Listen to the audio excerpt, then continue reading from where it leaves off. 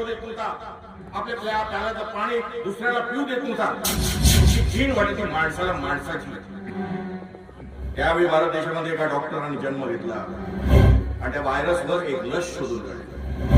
त्या डॉक्टरांचं नाव आहे डॉक्टर भीमराव रामजी आंबेडकर. पुढे बॅरिस्टर झाले, भारत देशाचं संविधान लिहिलं डॉक्टरांनी आणि हा संपूर्ण समाज परिवर्तनवादी झाला. आपण देखील जरा स्वतःमध्ये परिवर्तन करून घ्या एवढी विनंती करतो मी तुम्हाला.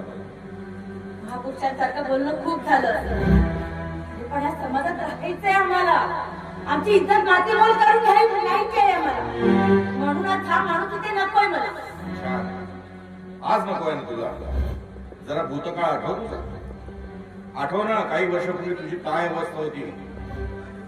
अगं या माणसाने तुला लग्न करून या घरामध्ये आणलं, लक्ष्मीचा दर्जा दिला, धर्मपत्नीचा दर्जा दिला. आज तू ऐश्वर्य वैभव होते ना या माणसामुळे. तुझा तरी काय दोष?